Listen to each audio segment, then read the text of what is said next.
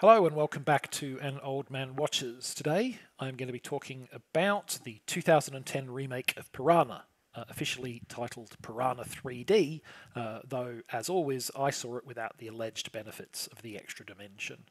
And the film is set in Lake Victoria, a popular spring break holiday destination for college kids looking for sun, sex and insobriety. These kids will don their swimwear and drink and dance and dally with each other, either on the shore or on the various watercraft available to them. Now, unfortunately for all of these boisterous holidaymakers, and for that matter, the area's locals as well, a recent earth tremor has opened up the entrance to a long-sealed underwater cave at the bottom of the lake. Soon, this spring party is about to be crashed by a swarm of very unwelcome visitors in the shape of deadly prehistoric piranha. And that, honestly, is pretty much the film's entire premise. There's a lot more plot, of course, prospective romance between two characters, some family drama subplot, several opportunities for using cameos, many opportunities for nudity, and a number of other things. But the premise is very much spring break with killer fish, and that's a perfectly solid premise. Something very similar worked for Jaws, after all. The execution, very different, we'll get to that, but the premise, pretty similar. Now, obviously, given the official title, this movie was released as a 3D film, but it was not shot as one. To save costs and to avoid the significant technical constraints with 3D camera rigs shooting on water, the production team filmed in 2D, and the 3D was added as a post-production conversion. Now, such conversions are notorious for creating murky, poor-quality visuals, but that was apparently not the case here. Because the team filmed from the get-go with the intent of a 3D conversion, they were able to plan for and alleviate many of the usual problems. Or so the internet tells me. As I said, I watched it in 2 dimensions because I never watch movies in 3D unless I absolutely cannot see it any other way. Now, the critics didn't just approve of the 3D conversion, they gave the film generally positive reviews, and audiences also liked it, with the film grossing more than triple its production budget. And I'm not going to buck that trend. I enjoyed the heck out of this movie, so let's talk about some of its most salient features. And we do need to start with what may be the most off-putting part for some viewers. This is very much an exploitation skin flick with a lot of nudity packed into its runtime. So much so that my flippant summation of the difference between the original Piranha and this remake is the 1978 movie was a film about killer fish that had occasional nudity, and this is a film about nudity that has occasional killer fish. Now, as I said, that is being flippant, and it definitely sells the killer fish in this film a bit short. They're going to claim a pretty hefty body count by the time the movie is over. But it is equally true that whereas the original film focused on being a Jaws knockoff, this film focuses on being a skin flick and being sleazy and schlocky. I'm pretty sure that the film's aquatic setting, which obviously means it's easy to have lots of women in or falling out of bikinis, is the main reason that the filmmakers chose to remake Piranha rather than, say, Grizzly.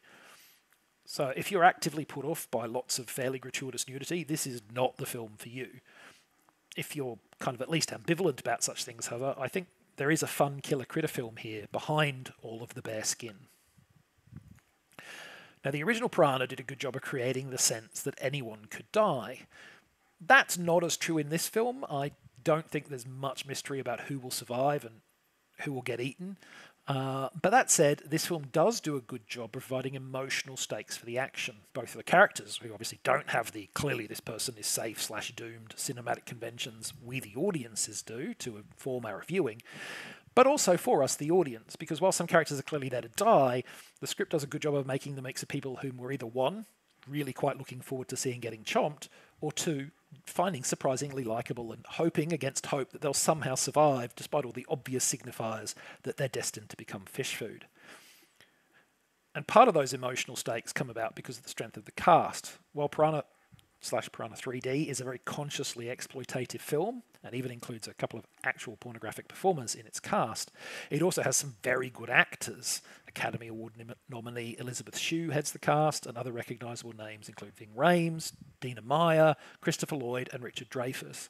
The last is admittedly very much a cameo. It comes right at the start of the film, and with Dreyfuss none too subtly riffing off his role from Jaws in that scene, his immediate and grisly demise firmly establishes the film's tongue-in-cheek approach to its subject matter. And it has to be said that this film's gleefully grisly sense of humour is a definite point of differentiation between it and the original Piranha. The 1978 movie had some wry humour laced through it, but it was first and foremost a Jaws-style thriller. Like Spielberg's film, it treated its killer creatures as a frightening phenomenon and the death they caused as pretty serious business. This film, on the other hand, owes a lot more to slasher movie sensibilities. Its piranha are still very, very deadly. Certainly they kill a lot more people than the shark did in Jaws. But the movie makers are clearly aware that, as with a slasher film, the audience are here to see people die, and they therefore serve up that homicidal dish with wild abandon, leading to a gleeful onslaught of bosoms and blood that led Empire magazine to describe this film as the movie you hoped Snakes on a Plane would be. The film shows similar self-awareness with its casting. I've already mentioned Dreyfuss's cameo, but another example is casting Christopher Lloyd as an eccentric scientist. Any resemblance to his most famous character, that of Doc Brown from Back to the Future, is of course entirely intentional. So at the end of the day, this movie is silly, schlocky fun, and if you go into it with that expectation, you should have a good time. Next time, I think it's time to take a break from the killer fish movies, for a while anyway. So let's get as far away from the ocean as we can and head into the desert wastelands of Mad Max 2, aka The Road Warrior. But that's next time. Until then, thanks for watching this video. I hope you enjoyed it. And if you've seen today's movie, let me know what you thought of it.